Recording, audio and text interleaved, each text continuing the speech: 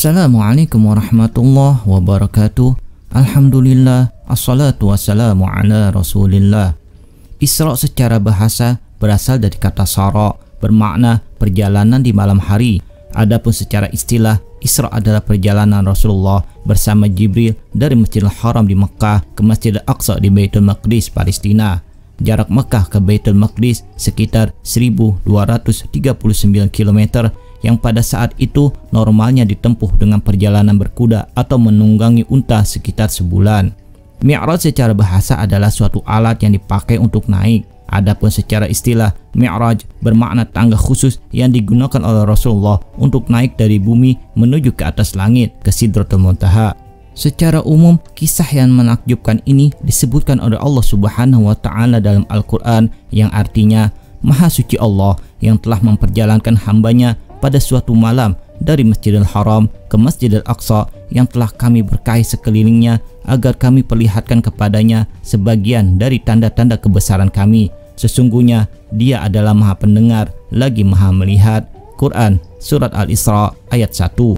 Sebelum terjadi peristiwa Isra Mi'raj, Rasulullah dibelah dahulu dadanya sebagaimana yang terdapat dalam hadis Sahih Bukhari berikut ini. Abu Dzar menceritakan bahwa Rasulullah Shallallahu Alaihi Wasallam bersabda, "Saat aku di Mekah, atap rumahku terbuka. Tiba-tiba datang malaikat Jibril, lalu dia membelah dadaku, kemudian mencucinya dengan air Zam-Zam. Dibawanya pula bejana terbuat dari emas, berisi hikmah dan iman. Lalu dituangnya ke dalam dadaku dan menutupnya kembali. Lalu dia memegang tanganku dan membawaku menuju langit dunia." Sampai akhir hadis tentang Isra Mi'raj. Hadis riwayat Bukhari. Ibnu Hajar dalam kitab Fathul Bari menjelaskan bahwa yang dimaksud dengan bejana emas adalah bejana terbaik yang ada di surga. Ia juga menjelaskan bahwa penggunaan bejana emas hanya khusus untuk malaikat, atau bisa jadi waktu itu masih diperbolehkan menggunakan bejana emas, sebab larangan penggunaan wadah dari emas terjadi ketika Rasulullah hijrah ke Madinah. Adapun yang dimaksud dengan iman dan hikmah adalah sesuatu yang bisa menyampaikan pada kesempurnaan iman dan hikmah. Terdapat beberapa riwayat yang berbeda tentang pembelahan dada Nabi. Ada yang mengatakan malaikat membelahnya dari ujung leher sampai dada, ada pula yang menyatakan dari perut sampai dada. Dalam riwayat lain juga disebutkan bahwa yang membelah dada Nabi adalah malaikat Jibril dan Mikail.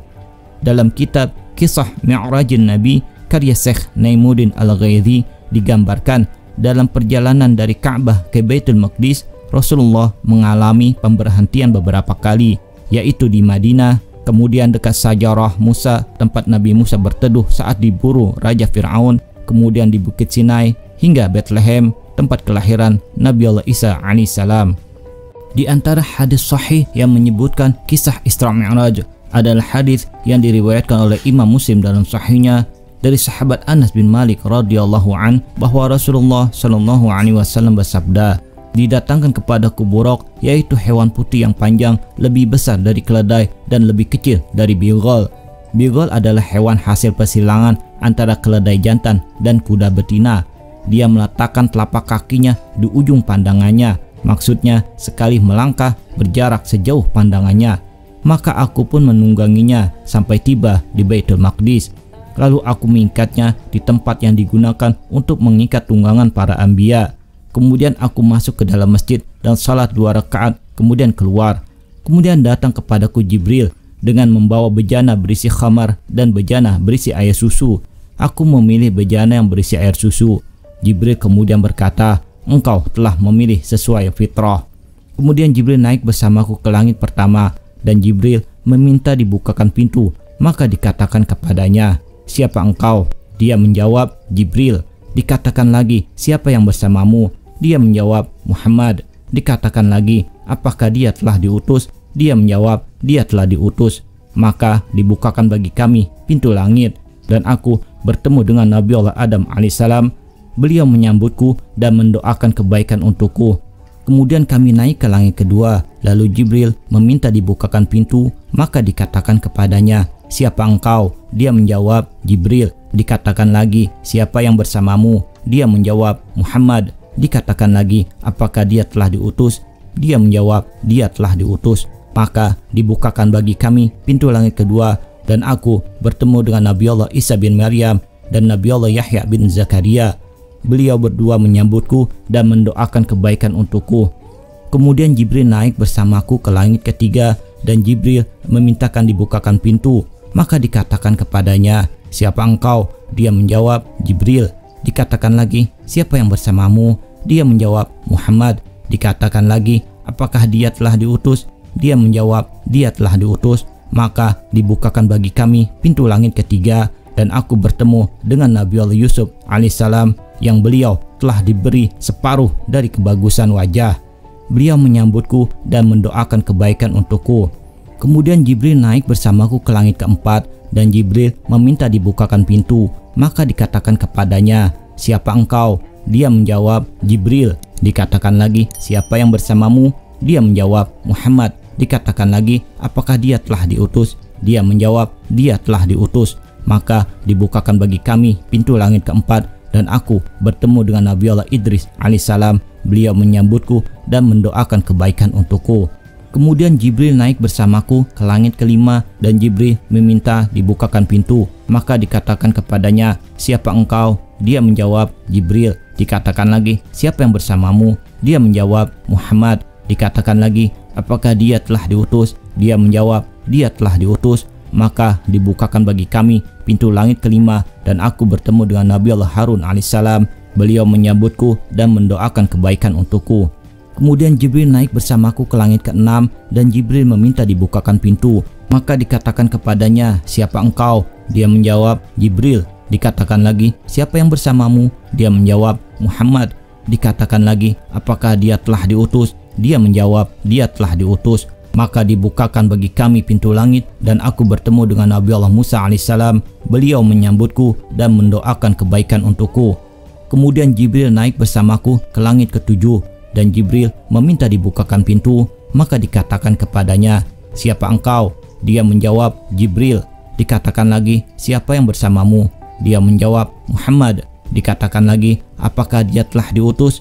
Dia menjawab, "Dia telah diutus." Maka dibukakan bagi kami pintu langit ketujuh, dan aku bertemu dengan Nabi Allah Ibrahim alaihissalam. Beliau sedang menyandarkan punggungnya di Baitul Ma'mur. Setiap hari masuk ke Baitul Ma'mur 70.000 malaikat yang tidak kembali lagi. Kemudian Nabi Allah Ibrahim alaihissalam pergi bersamaku ke Sidratul Muntaha. Ternyata daun-daunnya seperti telinga-telinga gajah, dan buahnya seperti tempayang besar. Tatkala dia diliputi oleh perintah Allah, dia pun berubah sehingga tidak ada seorang pun dari makhluk Allah yang sanggup menggambarkan keindahannya. Lalu Allah mewahyukan kepadaku apa yang dia wahyukan. Allah mewajibkan kepadaku 50 salat sehari semalam. Kemudian aku turun menemui Nabi Allah Musa alaihissalam. Lalu dia bertanya, "Apa yang diwajibkan Tuhanmu atas umatmu?" Aku menjawab, 50 salat. Dia berkata, "Kembalilah kepada Tuhanmu dan mintalah keringanan, karena sesungguhnya umatmu tidak akan mampu mengerjakannya. Sesungguhnya aku telah menguji dan mencoba Bani Israel." Beliau sallallahu alaihi wasallam bersabda, "Maka aku pun kembali kepada Tuhanku seraya berkata, 'Wahai Tuhanku, ringankanlah untuk umatku.' Maka dikurangi dariku 5 salat. Kemudian aku kembali kepada Nabi Allah Musa dan berkata, 'Allah mengurangi untukku 5 salat. Sekarang menjadi 45 salat.' Dia berkata, 'Sesungguhnya umatmu tidak akan mampu mengerjakannya. Maka kembalilah kepada Tuhanmu dan mintalah keringanan.' Maka terus menerus aku pergi dan kembali antara Tuhanku dan Nabi Allah Musa alaihissalam, sampai pada akhirnya Allah berfirman, 'Wahai Muhammad, sesungguhnya ini adalah 5 salat sehari semalam. Setiap salat pahalanya 10, maka semuanya 50 salat. Barang siapa yang meniatkan kejelekan lalu dia tidak mengerjakannya, maka tidak ditulis dosa baginya sedikit pun. Jika dia mengerjakannya, maka ditulis baginya 1 kejelekan.' Kemudian aku turun sampai bertemu dengan Nabi Allah Musa, seraya aku ceritakan hal ini kepadanya. Dia berkata, 'Kembalilah kepada Tuhanmu dan mintalah keringanan.' Maka aku pun berkata, 'Sungguh aku telah kembali kepada Tuhanku sampai aku pun malu kepadanya.'" Hadis riwayat Muslim. Sebagian orang meyakini bahwa peristiwa ini terjadi pada tanggal 27 Rajab, padahal Para ulama ahli sejarah berbeda pendapat tentang tanggal terjadinya kisah ini. Ada beberapa perbedaan pendapat mengenai penetapan waktu terjadinya Isra Mi'raj. Yang pertama, peristiwa Isra Mi'raj terjadi pada tahun tak kala Allah memuliakan Nabi Allah Muhammad SAW dengan kenabian. Ini adalah pendapat Imam At-Tabari rahimahullah. Yang kedua, peristiwa Isra Mi'raj terjadi 5 tahun setelah diutus sebagai Rasul. Ini adalah pendapat yang dirajihkan oleh Imam Nawawi dan Imam Qurtubi. Yang ketiga, peristiwa tersebut terjadi pada malam tanggal 27 Rajab tahun ke-10 kenabian. Ini adalah pendapat Al-Alamah Al-Mashhurfuri.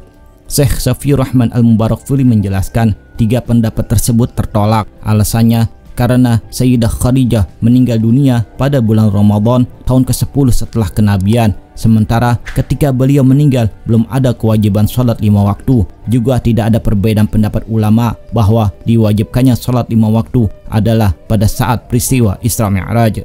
Selanjutnya ada juga yang berpendapat bahwa peristiwa Isra Mi'raj terjadi 6 bulan sebelum hijrah atau pada bulan Muharram tahun ke-13 setelah kenabian. Pendapat selanjutnya ada yang berkata peristiwa tersebut terjadi setahun 2 bulan sebelum hijrah, tepatnya pada bulan Muharram tahun ke-13 setelah kenabian. Dan pendapat yang terakhir ada yang berkata peristiwa tersebut terjadi setahun sebelum hijrah atau pada bulan Rabiul Awal tahun ke-13 setelah kenabian. Syekh Safiyur Rahman Al-Mubarakfuri berkata, "Aku tidak mengetahui mana di antara 3 pendapat di atas yang lebih benar. Namun, jika dilihat dari kandungan surat Al-Isra menunjukkan bahwa peristiwa Isra Mi'raj terjadi pada masa-masa akhir sebelum hijrah. Wallahu a'lam bishawab." Demikian kisah yang dapat kami sampaikan. Semoga bermanfaat. Mohon maaf apabila ada kesalahan. Terima kasih telah menonton. Assalamualaikum.